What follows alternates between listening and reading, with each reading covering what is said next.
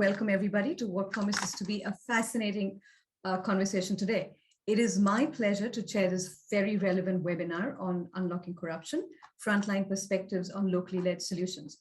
My name is Pallavi Roy, and I'm the research director of the UK government-funded research program, Anti-Corruption Evidence Program, on which Global Integrity is also a partner, one of the co-organizers of today's webinar, as well as a senior lecturer in international economics at SOAS University of London.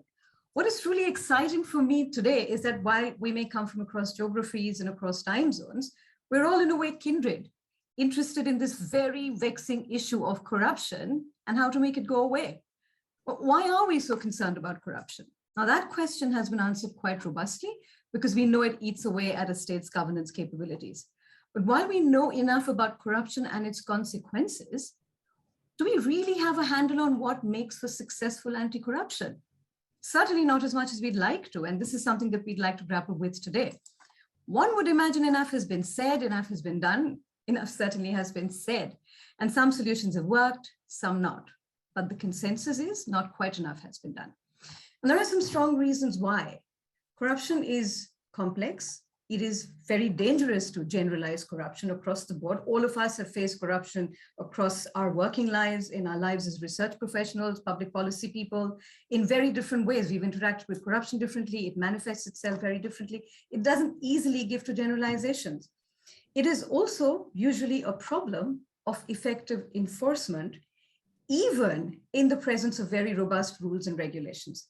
You know, once you start asking those fundamental questions, as we did in our research, like, who will comply with the rules? How do we get them to comply? Who will enforce the enforcer? And how do we ensure that rules are not distorted when being applied? You realize the answers don't come about that easy. But there have been breakthroughs, and it is important that we speak to and learn from as many success stories as possible. Today's conversation is on one such approach, the value of which is being increasingly recognized. How locally led policies and solutions could address corruption issues that seem intractable. Now, work done by both Global Integrity and the Open Government Partnership say that while transparency is needed, it's not enough. I think that's a lesson that's been well learned, and I think the community out there also understands that. So interactions like these become more important. We want to make this a conversation today. Our presenters will be speaking to us, they will be deliberating, our discussion will do the same, and we want you to join and be part of this conversation. Throw in your questions into the chat box. We will come out and talk to you as much as we can. Our hope is that such open, informed, and involved conversations, which put on center stage the first-hand experience of people on the front lines of the fight against corruption, will increasingly inform policy commitments and investments to address corruption. And these can contribute to effective anti-corruption initiatives with strong local leadership and local ownership. And these insights will feed into both the OGP Global Summit and the Summit for Democracy. So it is important that such voices are heard. Now, we will begin with observations so I'm just going to quickly go through the agenda now. We will begin with observations and perspectives on the advantages and limits are key learnings too, of locally led approaches to addressing corruption from our distinguished speakers. Move on then to a breakout session where we will all have a go at bringing our own insights and experiences and perspectives to the insights we will hear about. We will then come together to hear what our groups threw up from the breakout groups, and then hear from Abigail Bellows, who is the deputy on USAID's Anti-Corruption Task Force, who I will introduce in a bit along with our other speakers. And we will round off by closing remarks from our speakers and from Abigail, after which we can hope to log off with lots to learn from, lots to possibly debate. But as I said, please do throw in your questions. And while we might not be able to address all of them, given that we have time constraints and given that I wear the hat of chair, I have been asked to be very strict with time. So apologies for that in advance to our speakers and our discussants and all of you. But we will do our best to answer as many and reach out later. So here is the agenda right now on screen for you. We have 5 sections. We hope to keep to time. But before all of this can happen, we will turn to our speakers. All our speakers today have frontline and at the coalface experience. We will ask them to speak on and deliberate on three key themes linked to their work and also linked to the topic for today. The themes are their policy journeys, the importance of external support for the work that they're doing and their efforts in anti-corruption, and perhaps also critically for the conversation that we are having today, exploring whether, how, and why the policy process that was followed influenced the outcome and the impact that was achieved. Now, we can design policies with the best intentions, but the journey from design to result, during that journey, an awful lot can change. That journey can define success and failure, and our speakers will tell us how they have navigated these themes. And a quick introduction now to our discussant and speakers there. Our discussant today, who will respond after listening to what our speakers have to say and after our breakout sessions, is Abigail Bellows. Abigail, and we're very lucky to have her, is the deputy on USAID's Anti-Corruption Task Force, leading the team's work on policy and partnerships. She's a graduate of the Harvard Kennedy School and a member of the Council on Foreign Relations. Abigail also recently worked with Carnegie Endowment and the Open Society Foundations and started her career as a community organizer. So you can see why she's so well placed to respond to some of the discussions that we will be having. Our speakers then, we begin with Arianto Nugroho. He is the National Coordinator for Publish What You Pay in Indonesia, which pushes for fact-based policy advocacy, multi-party collaboration, and strengthening community capacity. He is an expert in extractive governance and has amplified the role of civil society to push for transparent and accountable policies for more just and sustainable development. Again, very closely linked to what we will be discussing today. Our second speaker is Nkendelim Ilo.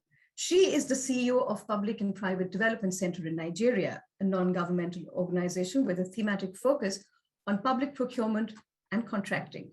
She coordinates projects involving civil society organizations, professional bodies, youth groups, and individuals monitoring public contracting, all of which advocate for improved citizen participation and open contracting.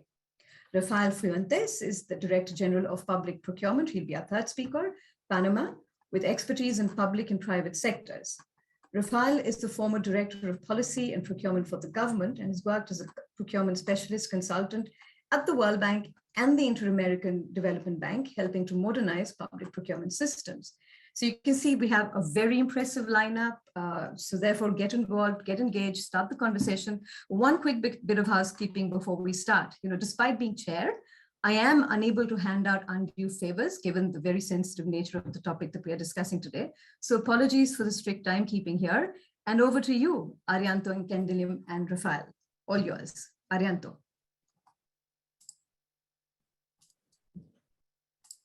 Thank you very much. Sorry, are my sound is clear? Because it's really hard in here. Is it clear? Okay. Thank you very much. Thanks for the opportunity to share our experience in this important forum. My name is Arianto, National Coordinator of Publish What You Pay Indonesia, a civil society coalitions consisting of 29 CSO in Indonesia who have concerns on improving governance in the natural resources. In the context of Indonesia, as well as our work in Publish What You Pay Indonesia, natural resources is a strategic sector that is vulnerable, as well as many big cases of corruptions that occur in the sector.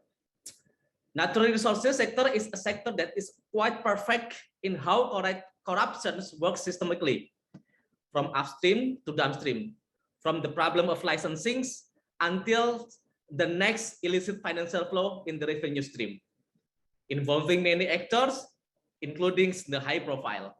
In Indonesia, we call this high profile as a natural resource oligarchs. Based on our experiences to tackle corruption in the natural resources, several approaches have been taken, including, I think, first approach, one of the approach is strong collaborations between CSOs and the Commission of Eradication Corruptions in Indonesia, called it KPK. We have notes that before was weakened through the national movement to save natural resource. With the approach, we, civil society, collaborate with the Commission of Eradication Corruption in the prevention aspects, conduct studies, and follow up with systemic reform from the upstreams to downstreams in the extractive sector, including policies and regulations. Develop a number of platforms in licensings like One Data, One Maps, Mineral, One Data Indonesia, Mineral, One Map, One Data, and etc. Encouraging company compliance on administrative, financial, and environmental obligations. For example, companies who didn't pay non-tax revenue, who didn't pay red tax, or who didn't place reclamation funds. So civil society and anti-corruption commissions encourage the companies to pay their obligations. Revoke more than 3,000 mining permits not non-clean and clear or non-CNC. Solve the problem of overlapping forest area with the mining area, and develop case building. This collaboration also involving the local governments and the central government. But the collaborations have a prerequisite, a strong KPK or a strong anti-corruption commissions and a strong of civil society. And now Indonesia is facing the challenge of narrowing of civic space and the weakening of the anti-corruption commission. The second approach, promote platforms initiatives such as EATI or OGP on how to encourage collaboration between CSOs and governments. For example, through EATI, civil society encourages how to strengthen the multi-stakeholder forum. Beyond EATI report, as you know that EATI produced the EATI the report, but on our perspective, EATI not only to produce the report, but also how to following up the recommendations and finding of the reports to solve the problem. Also in the EATI, we encourage a number of initiatives like open contracting in the extractive sector and beneficial ownership transparency. The third approach, we also promote several strategic issues. One of the strategic issues is BO transparency. Through EATI, from the 2016, we developing of BO transparency roadmap, incorporates BO transparency in OGP action plans, following up the anti-corruption working group G20, following up the FATF, also synergy through the national strategy for corruption prevention. What is the result? One of the results of the BO transparency in Indonesia is we develop a legal framework. Beneficial ownership also becomes a licensing requirement in the extractive sector. So this is the several of BO transparency achievement in Indonesia. Another strategic issue is corruption in the energy transitions. So this is a new because we have a bigger challenge how to deal with the oligarchs who supporting the fossil fuel. Also, energy transitions does not mean that there is no exploitation or exploration in the natural resource, because in the context of mineral, like of copper, like of nickel, there is still of explorations or extractive in the context. So I think anti-corruption in the context of extractive still important. Also, licensing or illicit financial flow in the also potential corruption in the renewable energy. So that's why we as a civil society also we are on the one of the member of Civil 20 of Indonesian anti-corruption working group in the C20 Indonesia. Propose this issue of corruption in the energy transition or in the next G20 presidency of Indonesia. As you know that Indonesia want be a presidency of G20 next years. One of the other strategic issue is illicit financial flow. So civil society encourage the issue of tax avoidance in extractive sectors through studies, campaign, and case building. And I think if we talk about the illicit financial flow, especially from the tax avoidance, we have a problem in the context of cross-country corruptions context. So the conclusion, some important things from our side. If we want to tackling the corruptions, one, we have to get a systemic reform from the upstream to downstream in the strategic sector, strengthening CSO and government collaboration through initiatives like EITI or OGP, strengthening the CSO in the context of capacity and continuous advocacy on how we have to support the resource for the CSO. Also, we need an environmental of civic space. I think civic space one of our concerns in the context on how we tackling the corruptions. And you have to tackle the next level anti-corruption, transnational corruption, illicit financial flow, fiscal transparency, and digital corruption, also energy transition. I think it's all for us from Indonesia. Thank you. Thank you so much, Arianto. That was extremely insightful, especially in a sector that's as fraught in terms of anti-corruption efforts, which is the extractive sector. But we'll get back to this more. Thank you again. Thank you. All over to you now. You have between 6 and 6.5 minutes. Thank you. Thank you. I'll set the timer for myself just to make sure I keep it concise. Hello, everybody. It's good to be here.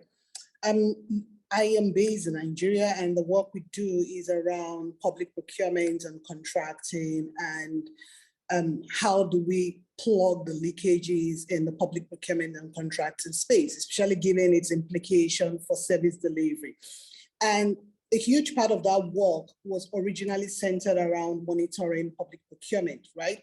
If you look at the public procurement infrastructure, you see it as, and I think a former minister had called it 99% of the corruption in Nigeria was going through the public procurement process. And looking at that process, one of the questions we asked ourselves was, given Nigerians' culture of opacity, secrecy, at that time, Official Secrets Act, and the existence of a law that would ordinarily reduce citizens' participation, how do we hit multiple policy reforms with just one stone?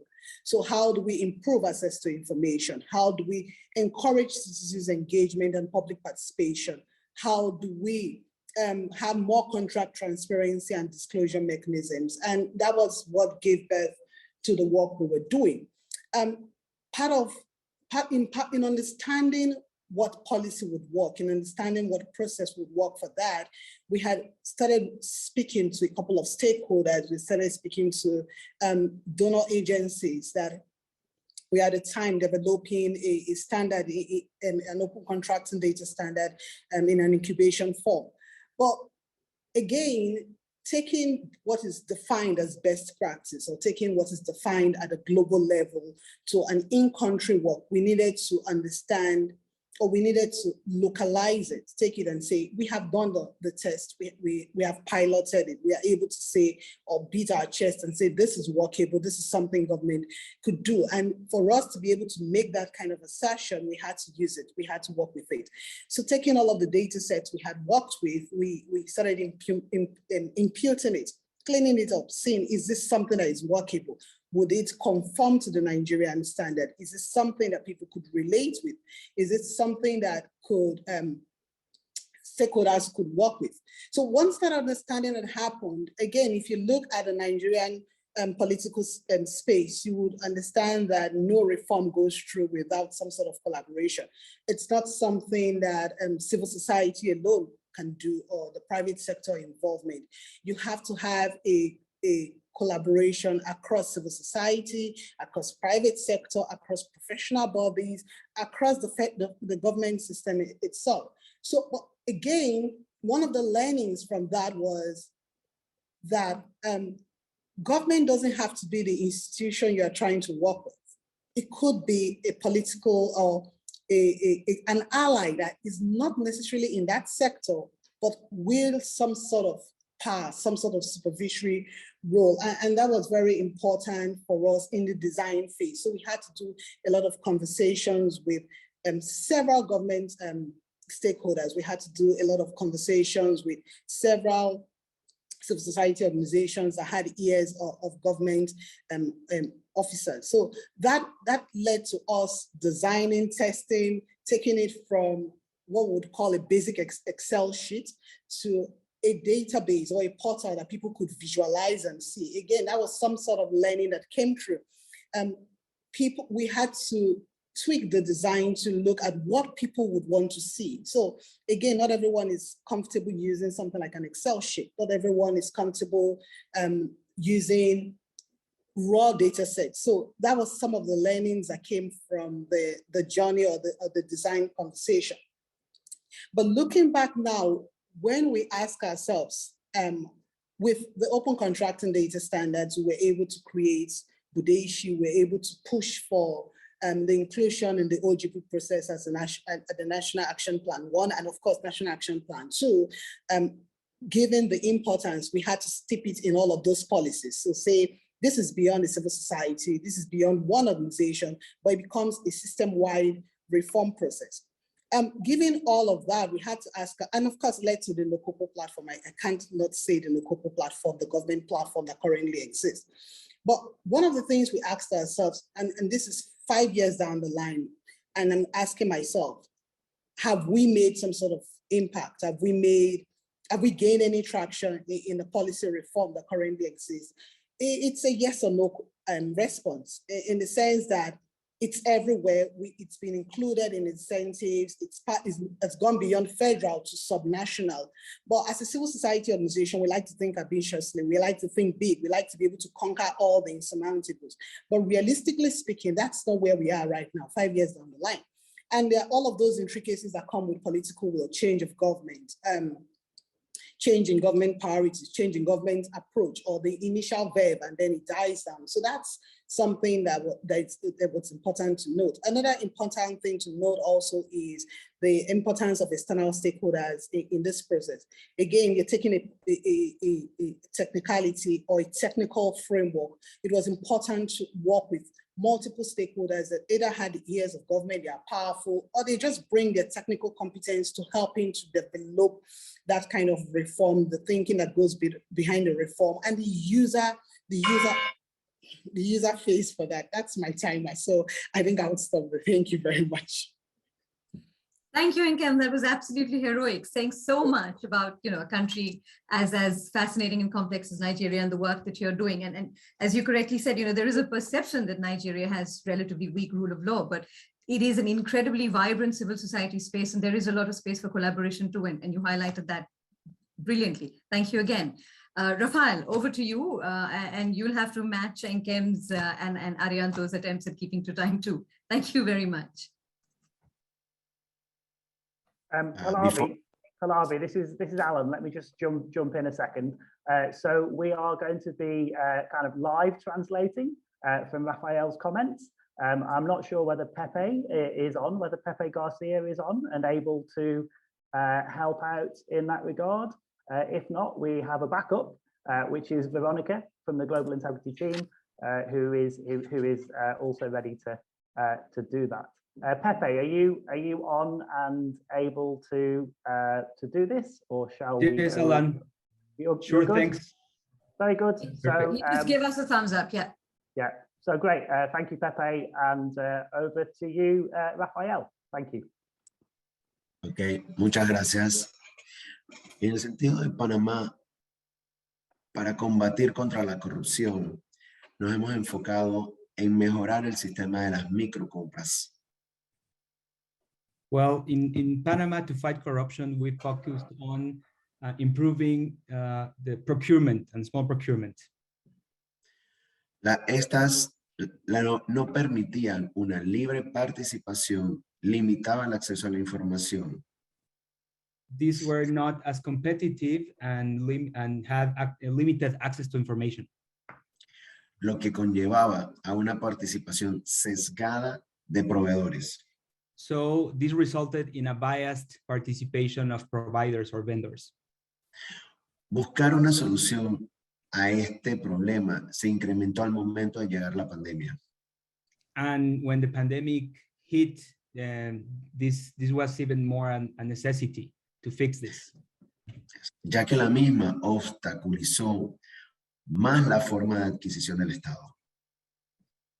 Because this imposed more problems and obstacles for state procurement. Y puso en tela de duda todo el sistema de contrataciones públicas. And even questioned the legitimacy of all the procurement system. Por esta razón, en mayo del 2020 se implementó el sistema de cotización en línea. So for this reason, in 2020, in May 2020, they implemented the online bidding and quoting system for online quotes. El cual busca transparentar todo el proceso de búsqueda de ofertas por parte de las entidades del Estado. To make transparent all the offerings from public agencies. A cualquier proveedor que pueda visualizar. To any provider who can see online. La oportunidad de negocio que se está proponiendo a través del sistema electrónico de contratación pública. The business opportunities that the agencies are uploading. Todas las entidades tienen la obligación de publicar la necesidad identificada. All the agencies have the obligation to publish the identified need for the procurement. Para recibir todas las ofertas sin restricción de los proveedores que la han visualizado y desean participar. Without any restrictions to receive the offerings of all the providers that are applying. Para luego de esto, seleccionar la que cumpla con los requisitos y confeccionarle la orden de compra correspondiente. To then just select the one that fits the purpose and make the purchase order. Con esto se logró eliminar la discrecionalidad con este tipo de microcompras. With this, they totally eliminated the discretionality on these small procurement processes. La implementación de la reforma coincidió. This reform coincided, como ya se ha mencionado, con el estado de emergencia. With the emergency of the pandemic. Pero ello no ha sido obstáculo para que los cambios en el marco jurídico fueran ejecutados. But this was not an obstacle for the legal changes to occur. La experiencia ha demostrado que la visión se tenía correcta. The experience has shown that the vision was correct. Tuvo un impacto positivo para los proveedores, ha creado multiplicidad de oportunidades de negocio a través de un sistema eficiente y ágil. So this created a lot of opportunities for businesses and through a very efficient system. Han sido 18 meses de haber implementado la herramienta. After 18 months of implementing this tool, se han tramitado más de 130,000 cotizaciones en línea. They have received more than 130,000 online quotes. Y se han generado más del 80% de estas órdenes de compra. And more than over 80% of these quotes have proceeded to purchase orders. Han permitido la participación de 5,000 proveedores y se han recibido más de 200,000 cotizaciones. So imagine they have over 5,000 participants and they have received over 200,000 quotes, I think. Todo esto se traduce a oportunidades de negocio. This is translating into business opportunities. Transparencia en el proceso y mayor participación de proveedores. Transparency and more private sector participation in the processes. Y para finalizar, y todo esto evitando la discrecionalidad y la corrupción en los procesos de adjudicación. And all this without or eliminating discretionality and corruption in these small processes. Muchas gracias. Thank you very much. Thank you. That was short and sweet and very effective. You spoke about something that's key, digitization, and I'm sure a lot of our audience would have questions on this very important process that is supposed to increase transparency, accountability. I am not going to wear my chair's hat and ask you questions, but I'm brimming with questions about this experience in Panama, especially in terms of how you can use the local context, the knowledge of local context when you're talking about digitization, in the process itself, any instances of cartelization on part of the private sector. But these are all questions to be discussed later and at a different stage. But just saying, the kind of questions that might actually just come your way. So this was, like we said, 3 excellent presentations from our speakers. We now move to the next section. In the meantime, we are looking and scouring the chat box for your questions. We will be responding to them very soon. But for this next section, I am going to hand over charge to Isabella, who is by far more capable than I am of handling all the techie busy stuff that's to follow. Isabella? Are you? Yes, there she is.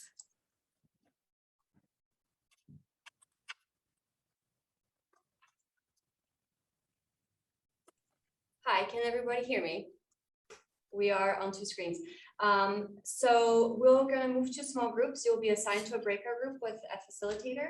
The suggested questions are on the screen right now. Don't worry, they won't disappear. We'll post them in the chat, and they're also in your mural whiteboard. And you'll have 20 minutes total for discussion and writing and debriefing as well. Right now, I'm going to show you how the mural looks like, and then I'll post all the links in the chat. Veronica, could you please stop sharing the screen? Thank you. And here is the mural board. Really quickly, as a mock-up, your small group number will be here. It will correspond to the same as the breakout group. The facilitator name will be here. In the event that changes, no worries, just insert the facilitator name there. We have about 71 people, so we'll have 15 groups, so they will be quite small. And the 3 guiding questions are right here at the top. So answer those, please, and each post-it corresponds to the same color. You can double click to type, and once you do that, some of the functions of the facilitator will be essentially to move the key ideas down to the, see, again, I won't take this, but here we go. You can move that out to the downward arrow where you have the circles there. And essentially you just move any of the post-its here and you have key findings and ideas. So that's it. Thank you. Thanks, Isabella. So we now move into the breakout groups that we've been assigned to, and hopefully we'll be able to get a very good discussion going. It doesn't look like it's easy, but actually it's fun once you start doing it, and the first 2 post-its take time to kind of get stuck. But then, yeah, it's a nice involved process. Should we start, Isabella? Yep, I'm going to move you all to breakout rooms. You may get switched around right at the beginning just to make sure they're even, but please follow the instructions on your screen. Thank you.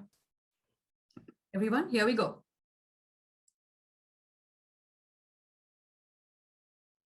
Well, here we are. I'm hoping it turned out to be quite as interesting as it was for us. We were just 3 people, but we had a really engaged and insightful conversation. So what we will do now is really call upon a few of you. I've already seconded some of my colleagues from my group, Group 9, to come out and speak.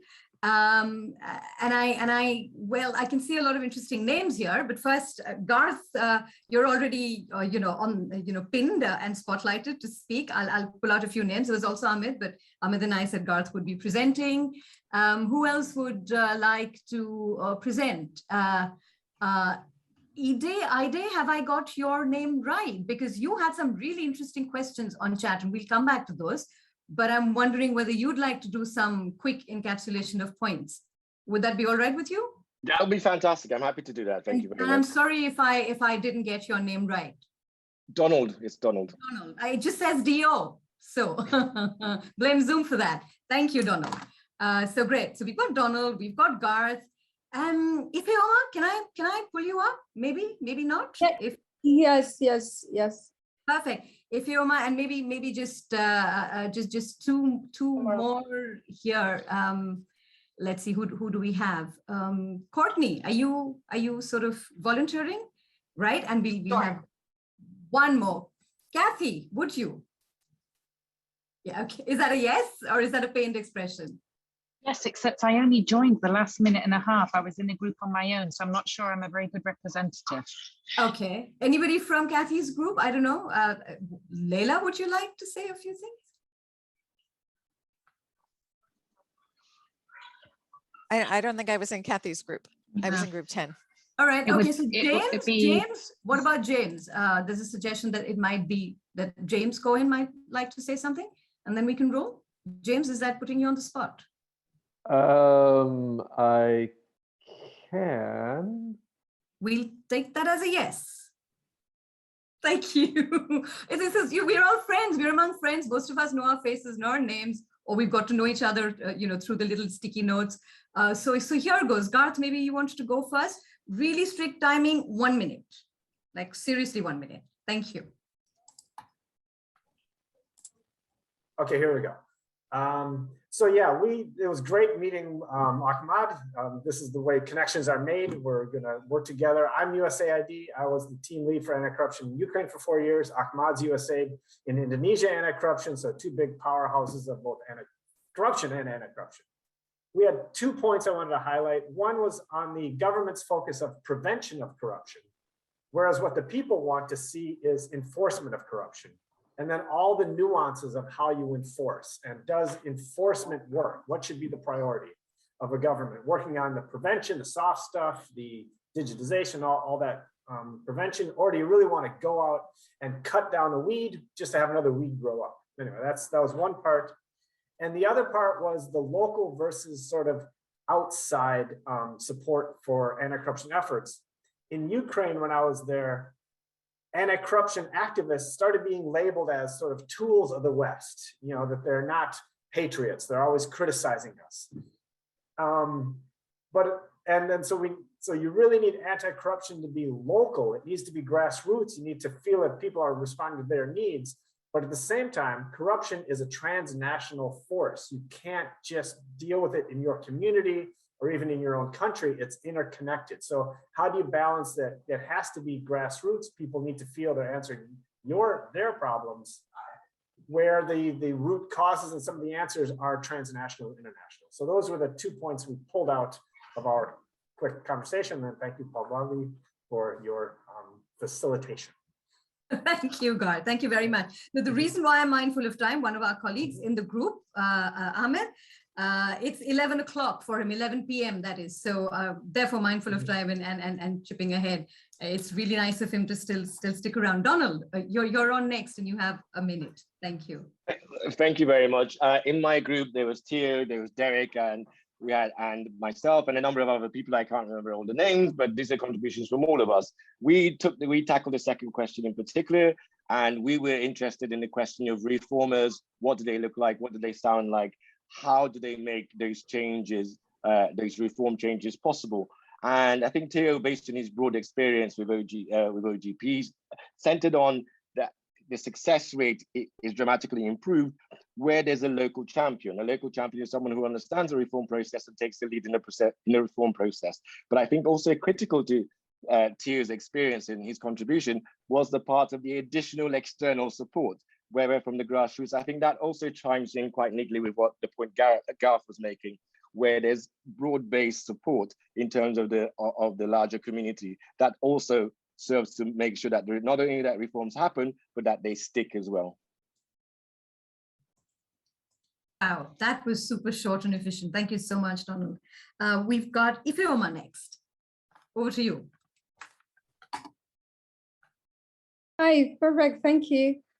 So in the group, we have Devin and I started, and eventually Thomas and Mariana joined us. And our conversation started from how do we better understand the drivers of corruption so we can effectively define solutions to solve them. And one of the things based from our experiences was more around understanding the fact that corruption is embedded in the political culture and public administration in many countries. And to be able to actually analyze it, it will be best if we use the political economy analysis and using that lens to be able to understand the drivers of corruption and think about what possible solutions that we can define to analyze them. And to do that prominently, one of the things, few of the things we talked about was interest. So like I mentioned, applying the concept from economics to understand the political world. And one of the things we talked about was interest and incentives. What are the, considering the fact that the policy process itself is categorized by different competing interests from the private sector, the policy coalitions themselves, and the government agencies themselves. And again, what are the incentives that drives the motivations behind what eventually makes it up to the policy agenda? And what is the role of institutions? And in institutions, we talked about institutions as the rules of the game. The commonly understood norms within institutions. Then we also talked about collective actions problems and also the principal agent relationship between who delegates duty and how it gets to be implemented by the frontline street level bureaucrats. We also talked about some of the things we also acknowledged is the fact that context matters. We talked about the influence of policy coalitions and how many of the local organizations, their embeddedness in the society and in the community where they work, considering the fact that they understand those problems and could be able to frame them. And that would also brought us to the issue of effective framing of solutions, effective framing of problems rather. And how would this policy coalitions also create policy windows where it doesn't exist? And a typical example was when Nkem was talking about the examples she gave from Nigeria, how the policy coalition was able to, make use of what was obtainable at that particular time to be able to frame the problem around contract implementation and the fact that it's opaque, the system is opaque, and it also builds and contributes to lots of corruption and services not delivered the way they should be delivered, and being able to frame that problem in a way that the government actors understand that. And we also talked about limitations, the political culture, the structural and institutional gaps that exist. And we also talked about where do we need changes? And maybe reformers could also begin to start thinking and working politically, sort of understanding the politics that surround the particular problem, and from the beginning, understanding the nature of the problems and their implications before they start designing the policy, and then be able to monitor the processes, come back, if I may. Yeah. Time is up. Thank you very much. But no, that was a lot of encapsulation. It almost sounded like a sort of political economy of institutions discussion. But thank you. Great. No, absolutely. We do have Courtney next to say a few words. Is that okay with you, Courtney? So thanks, if anyone. Sorry for cutting you off. All yours, Courtney. Sure, absolutely. So I was in a small but mighty group, including Nkem, Alan, and Samuel. A lot of great discussion. We spent the most time focused on question 2, which was about external support. And I would say that the headline was really that external actors and organizations need to support but not lead. If you take a look at our Miro board number 14, there's a lot of really great actionable and nuanced suggestions of what that actually means, but just a few points. I think on the positive side, supporting, we talked about how global actors really can potentially create inroads with powerful players that sometimes local reformers have more trouble creating. At the same time, we spent a lot of time talking about the ways that sometimes global actors will come in and kind of take over the process which is problematic, whether that be by trying to create a solution that is not very contextually oriented, or by sticking with kind of artificial timelines that often come with donors. So a lot of really kind of clear and actionable points about how global actors and external supporters really can support as opposed to lead the process. Do you want to give us a quick example maybe? Because this is really whetting appetite here. Not all of us will get to see the board. Maybe a quick example, if you have any at hand. Sure, absolutely. So, one thing we talked about really quite a bit was this balance across building networks and coalitions that go across countries and continents, but also recognizing that, sometimes you're working with external actors that say, okay, well, we have a solution for corruption issues and we want to apply it in every country. It's like, well, there needs to be a recognition that local partners and local reformers need to be in the lead so that they can say, in our context, this part will work, but actually this part is not going to work. So we talked a little bit about that as well as a few other points. Okay, great, thank you. And the last person we had was James, if you're around. Yes, I am. I don't know how I got volunteered for this. You did get volunteered, yes. I was not expecting to be rapporteur. So Florencia, Pepe, Beatriz, Rafael, or it doesn't, if you'd rather not, maybe you can just frame a few points and put it down into chat. That's also perfectly fine. Sure. I mean, I remember a few points, but if one of the people from my group feel I'm totally missing your points, please jump in and say it correctly. I mean, we came to a couple of points on, the expectation. We talked a bit about the expectations of the summit. I think Florencia got it. It depends, and they're a bit mild because support to anti-corruption depends on the context, as a number of people have been saying. I was giving the example of Canada. Of we were talking about a lot of donor to developing countries, but as a developed country, even receiving external grants, we hear external guidance from people who don't know the Canadian context even about a federated system. So basically learning, as we've heard other people say, actually bother to learn the context. Don't come in with preconceived context of how your country works. Setting expectations about lofty goals versus actual implementation for the summit. There's been a lot of expectations built up from other summits before. So I think there's a little bit of modesty going into this one and saying, let's see the actual implementation move forward, and then working with the knowledge of the experts on the ground and watching them rally and supporting their ability to rally, as opposed to pushing in your views on how to make things work. If anybody else from my group feels like being more thorough than that, just please. to add one little thing, and just not to be, so I was saying that 20 years ago this week we launched the negotiation of UNCAC.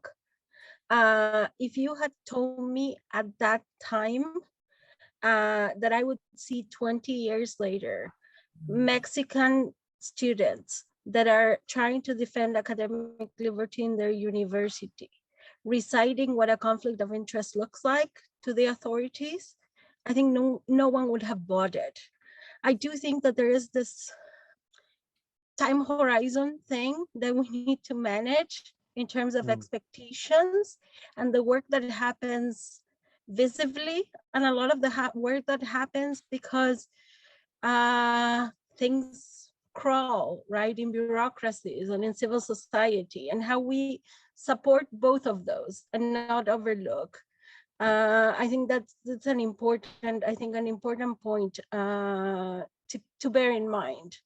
We all have short-term needs and they need to be delivered on. That's life. But let's not forget, we've been at it for more than 20 years, and there's lots of lessons out there from people that have won, lost, tried and made mistakes and got back up again and have lots of dilemmas because it's not an easy one. Absolutely, Florencia. I think you hit the nail on the head. There are short-term goals out there, but these things take time to process. These things take time to seep in as social norms change. And we know changing social norms don't happen overnight. These are incremental processes, and I think having patience and trust in the process is extremely important. So yes, thank you so much for that intervention. And I will now ask Abigail. I mean, she's been listening to all of this, lots of food for thought. Abigail, how would you come in and respond to all that you've heard from our sticky notes, from our speakers? A very, very interesting conversation already shaping up here. All yours, Abigail. Thank you.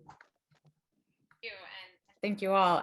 It's such an honor to be a part of such an important conversation. I think Garth's point about the localization of anti-corruption activism as something that can help lend legitimacy to civil society was really resonant, and the way in which it can guard against some of the civic space trends that Arianto pointed to at the beginning of our conversation by making sure that these sort of local civic actors have legitimacy because they are locally connected and locally rooted, I think is a really important point. And also Theo's notion in our small group about the interplay between internal and external actors, so that local champions are driving the agenda, but gaining support through the technical assistance and the kind of, I think what Nakem said about having external actors that have the ear of the government and how that can amplify the power of local actors. I think that was, a very important takeaway as well.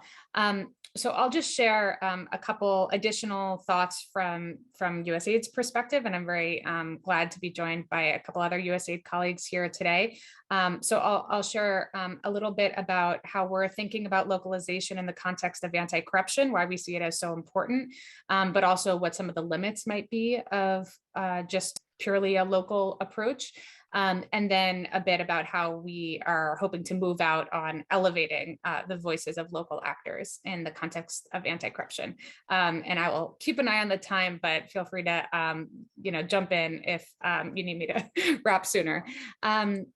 So Administrator Power has said from the very beginning that USAID believes that local voices need to be at the center of everything we do, full stop. That's the only way to avoid perpetuating systemic inequity and achieve sustainable results. And it's partially, there's a couple reasons I would say that localization is particularly critical in the anti-corruption space, in our view. So one is that the reasons why corruption persists in a local context are always locally specific. If Fioma has just said in our debrief that that's why local political economy analysis is so important, we have to understand, are teachers demanding bribes because they aren't paid enough, or because the salaries have been siphoned off, or because senior officials are demanding payback to the ruling party? So we have to zero in on what the root causes of corruption are, and that can only be understood in a contextual way in order, if we're really going to kind of deal with the root causes and not just the symptoms. And that can help guard against the trap of isomorphic mimicry, as some scholars put it, where governments are mimicking best practices from elsewhere and transposing these technical fixes without really tackling some of the more adaptive change needed. So that's kind of one reason localization is critical, is because of the diagnosis. Where, why, how corruption persists has to be locally conditioned. And USAID is working to try to engage local partners as it does political economy analysis via our missions in 80 countries. The second reason that we see it as so central is that when it comes to acting on that diagnosis, of course, frontline leaders are central to every aspect, from shifting social norms to exposing corruption to pushing for reforms. At every stage, when efforts aren't locally rooted, they just don't stick. That's the bottom line. That's what we've all seen in different countries. So while this administration is really trying to consider the needs of the American middle class as part of its foreign policy, the way, and fighting corruption globally is part of that, the way we fight corruption globally has to be driven by the local leaders in the countries where we're working, simply because that's what works. And actually, USAID recently did an evidence review, and I can share the link to it, that found that citizen engagement approaches that are grounded in culturally appropriate methods and have a lot of buy-in are just so much more likely to generate real improvements in service delivery than methods that are more generic or kind of engaging with the unorganized masses. So we are kind of building our evidence base and our muscle to try to internalize this notion. But the second kind of broad point is I was very struck in the framing of this event that the way Global Integrity and OGP put the question to all of us is the value and the limits of local action. And so that, we've talked kind of mostly today about the value, which of course we all agree with, but I think it's also spending a moment worth reflecting on what the limits might be. And there's a couple dimensions here, I think, that are worth considering. So one is that if local leaders are operating in isolation in their respective localities, and we know from research that Global Integrity, Netta Zodi and I have done in my previous government life, that the pandemic has really exacerbated the isolation that many grassroots actors are experiencing in the open gov field. That isolation means that people are losing out from the benefits of learning and adaptation across geographies. That's not tapping into what Accountability Lab calls translocal networks that bridge these geographies. So isolation in itself is problematic for impact. Also, in the anti-corruption space, we really see the value of global norms. Theo and others have talked about positive peer pressure. That's part of the whole OGP model, right? The race to the top. So on issues like foreign bribery or beneficial ownership, how do we use the kind of global norms to drive the power of grassroots actors? And I think our field has a lot to learn perhaps from how our public health colleagues push for changing social norms and trying to raise the norms, for example, on vaccine equity across the world, but also do locally tailored work at the same time. So again, isolation alone, probably insufficient. And similarly, the international linkages can be valuable when you think about marshaling the tools of a government like the United States or the UK or the EU, because there's visa sanctions, there's loan conditionality, there's diplomatic engagement, there's this whole suite of other tools that can kind of come around what the local actors are doing on their own as part of a more holistic approach and help lift that up. So having really strong relationships with those external actors beyond funding, but just kind of wider set of collaboration, I think can be really impactful. And finally, on this limits piece, I think the metastasization of corruption as a transnational threat has really accentuated the need for regional and global cooperation. This is not an issue that a local actor alone can tackle in isolation. And that was a real theme in the new US strategy on countering corruption that was released this Monday. We need locally led, but not locally isolated approaches. And so I think the question our field is grappling with collectively is how do we go global on the one hand in terms of taking on those transnational aspects, while also going local in terms of centering the voices and leadership of those closest to the ground.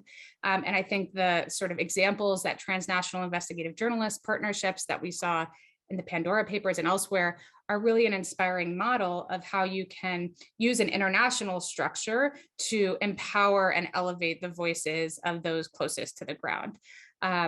And similarly, OGP, EITI, there's other kind of models in this field. So those are thoughts on why localization is important, why localization has to be, I think, complemented by more transnational efforts. And in terms of how USAID is trying to kind of go big on some of this work to support locally led approaches, we are really part of this huge push at USAID writ large on localization. That's going to involve changes to our policies and processes and staffing and funding. One component is money, of course. We're the largest development agency in the world, so shifting our procurement approaches to be more accessible to implementers based in the countries where we work. We just launched workwithusaid.org to try to increase the transparency and ease with which people can bid for USAID contracts and grants, and kind of lowering the barriers to entry for local partners to be able to participate. But there's a long way to go. And Administrator Power acknowledged last month that right now, the amount of USAID money going to local partners is only 6% of our overall funding structure.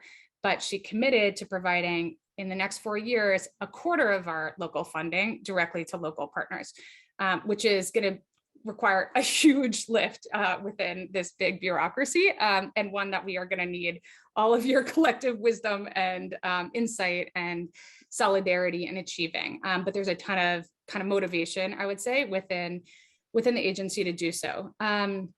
Thankfully, we're not starting from scratch. There's really some powerful work that has already been done by USAID's Local Works project, which I can kind of detail more. I see the time is ticking. But essentially, we're trying to use some of these pilots to scale up new ways to build out creative mechanisms for local partners to be able to engage with us, and also for grantees of USAID to really engage their sub-grantees in a co-creation process as true equals, and not just something where they're being seen as a kind of implementer in a transactional or in a reductive way, but really as thought partners. And we're trying to find ways to make sure that even when it doesn't make sense for the most grassroots actor to directly receive USAID funding, because sometimes there's good and legitimate reasons that they don't want to build out the back office functions that would be required to do so. If they are going to be kind of indirectly receiving US support, how could their insights and strategic leadership be valued as true partners in that dynamic, so that we're kind of thinking critically about power structures in addition to kind of the procurement mechanics. And toward that end, Administrator Power recently announced that by the end of the decade, 50% of our programming will need to place local communities in the lead to either co-design a project, set priorities, drive implementation, or evaluate the impact of our programs. So again, trying to kind of push the ambition of the agency beyond just what funding looks like. And on that, we are relying on creative mechanisms like the grand challenge that was announced yesterday on combating transnational corruption, which aims to bring together a really wide range of partners to co-create solutions in honestly a much more open-ended and collaborative way than USAID's usual approach, which is, I would say, more prescriptive about kind of the solutions that we are hoping to support. So we're trying really all different kinds of methods to try to get at what we know to be essential to success, which is the elevation and centering of local communities as drivers of change on this agenda. Thanks. Well, thank you. Thank you so much, Abigail. Absolutely. And you probably haven't followed in chat, but you've got a bit of a fan following for the intervention that you just made.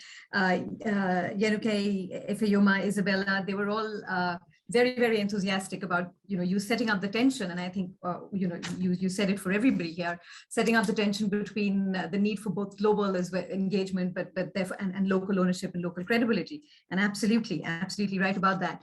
Leila, you have a really interesting point about, you're actually talking about the political settlement within donor agencies, and that's absolutely bang on. Donor agencies tend to look for larger, terms of reference that look for larger impact, where you need to start small and go incremental. This also perhaps speaks to the point earlier made. But right now, the floor is open again to our speakers, and I would like both our speakers. Now, unfortunately, Rafael has lost his internet connection, so he will make his intervention via chat. So Rafael will not be speaking to us, but once again, Arianto and Nkem, if you want to, Arianto, do you want to go first? just a quick 1 minute on these two very important topics. And you were fantastic in the first round on this whole issue of what does external support mean, and how engaged can we be with local processes and anti-corruption. I think Abigail explains more expert than me regarding in the context of anti-corruption, and but I was reminded in our small group that in the context of next agenda of anti-corruption, we have to more concrete actions. So it is not discussed about the philosophy, but we need more concrete on agenda of anti-corruption. So I think it is very important for us on how to support the anti-corruption context. I think it's all for us.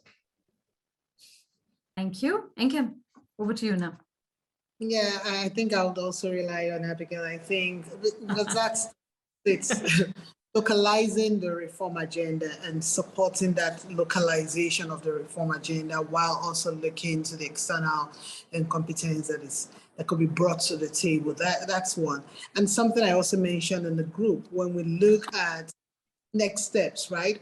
Understanding how we also interpret, especially looking at the Summit for Democracy, how we interpret democracy. What does democracy mean to us at the end of the day, individually as countries? What does democracy mean? What's the ideal model for democracy and what's the realistic model for democracy? That would also be important in how we get participation and how we advance anti-corruption agendas across the different countries. Thank you. We will wait to see. Thanks so much for wrapping that up. On point, everybody, on time, everybody. This has been quite incredible. We are pretty much in the home run stages here for all of you who had very long days. I'm just going to quickly wrap up, say a couple of words, and then Abigail, you're on call. Just a quick sort of wrap up of what you've heard through the day. One quick intervention, but I read this really interesting opinion piece in the Washington Post, was the day before yesterday, by Janet Yellen, the US Treasury Secretary, and Samantha Power, Administrator of USAID, which was published in the run-up to the Summit for Democracy on how corruption needs to be tackled in order to protect democracy. And the conclusion was really, and I quote here, that basically donors and external funders have to make sure that acts of corruption must be made difficult and rare. And I'm pretty sure OGP, the OGP Global Summit also has similar aims. Now, Nkem talked about democracy, and democracy is, we're increasingly beginning to realize democracy is not just about holding elections and ballot boxes. Democracy is as much about ensuring that citizens trust their governments. And this is not just a northern-southern context. I think we're beginning to see this as a global context. Trust in governments, credibility of governments, their ability to deliver is also taking a beating. And all of this has an impact on how successful democracy is, how vibrant democracy is, and where the discourse on corruption actually comes in. So it's increasingly true of the OECD countries too. And I think these messages are slowly getting across to administrations across all sides of the per capita income divide. But these conversations today really very quickly reminded me of a few points that I made earlier in the day, just to go back to what our speakers had said. Arianto, one very interesting point that you talked about was exactly this point of trust, the weakening of anti-corruption commissions. How do we politically insulate them? We set great store by them, but we increasingly see across a host of developing countries, even the sort of standards commissions in countries like the UK, governance commissions in countries like the UK are beginning to see a loosening of norms and actually enforcement. Very, very well designed policies. How do you actually get them to work? I think that's a question that policymakers, all of us sitting here, will have to grapple with, as donors have to grapple with. You brought in this very interesting concept, idea of the just transition and corruption. And I think, we've just come off COP, we're staring at climate change, the Summit for Democracy is taking place. And these issues of anti-corruption and what role anti-corruption plays in the just transition and how we can then involve local interests, incentives, as Ifeyoma said very correctly, the relative power of the actors involved, this entire gamut of political economy analysis becomes extremely important. Nkem, your points about, there can be no reform without collaboration, And so whether you're talking at the local context, and I think Nigeria is a really good example of what can be done at the local context, whether it's the PIB, whether it's been, talking about the formulation of EITI. Tugar wasn't an experiment that went very well, but that's one way to go, possibly a coalition of sort of champions and thinkers for anti-corruption at the local level. So no reform without collaboration, and the fact that government doesn't have to be the only institution. You do need an ally. And Rafael, he's not here, but digitization, it's an explosive subject, and it immediately divides people across the spectrum. There's very little of grayscale here. It's black or white, usually, all good, all bad, but there must be a halfway house and a meeting ground somewhere midway, where if you don't have a baseline, digitization is absolutely fantastic. But in a lot of developing country contexts, what tends to happen is once larger players, ex-cartels kind of get used to the new rules of the game, what do they then do to game the system? And are we ready for that kind of new normal where they're beginning to kind of even game the system? So I'm going to stop here because I think it would be interesting to get Abigail here in terms of what her expectations of the summit are. I think one of you did mention, was it James, or was it? I think it was James who mentioned that there is now some modesty in terms of what to expect from the summit. But Abigail, a few last words from you. Thank you. Thanks. I think our hope is that the summit at the end of this week and the one next year, bookending this year of action, are really able to do two things. One is drive the ambition of countries as they strive for progress. So I think of as a metaphor, we have all of these grassroots actors, local actors who are trying to kind of shine the spotlight from the bottom up. And then we have these big international fora that are like shining spotlights on certain countries from the top down or horizontally. And how do we make sure that that kind of increased pressure, increased political will, hopefully, that countries are feeling as they are expected to make commitments, get enshrined in OGP action plans and other multilateral commitments to help sustain reform over time.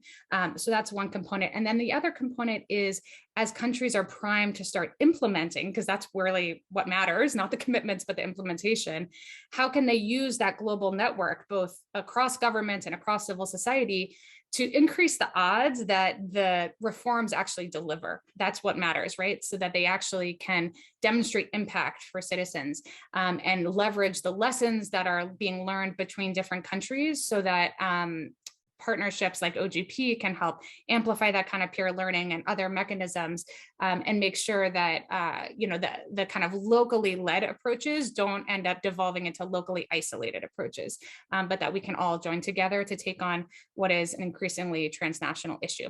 And with that, I'm so excited to have this community of partnership as we go forward on that agenda. Thank you. Thanks so much, Abigail. Absolutely, couldn't agree more. This is a community. We've actually got a great conversation going. We should keep talking, but this is now time to say little bits of thanks, because we're winding down here. So I'd like to thank Global Integrity and the Open Government Partnership for organizing the event, especially Veronica and Isabella for being behind the scenes, and Alan and Johannes, I'm sure, and everybody else at GIN and OGP for making this so successful and interesting. The presenters, of course, for sharing their very valuable experience, Abigail and USAID for their support and engagement, and you, the global audience, for your active participation. And we really hope that this moves on to continued engagement. But before you go, we'd like you to know that Global Integrity and the Open Government Partnership are very keen to support an open and globally inclusive conversation about effective approaches to addressing corruption, because we began with, most of us have an idea of what the corruption problem is, what makes for effective anti-corruption. And I think that's what gives most of us sleepless nights. And the value and limits, as Abigail very clearly pointed out, of locally led approaches. And they will reach out to see if this is a conversation you're keen to be involved in. And let's not forget that next week is the OGP's Global Summit, which is also an opportunity to engage with government and civil society reformers and taking forward and implementing this whole idea of locally led approaches. So thank you, and hope all of you have a pleasantly reflective rest of the day, night, almost new day for some of you. But thank you again, and we'll call it a close, everyone.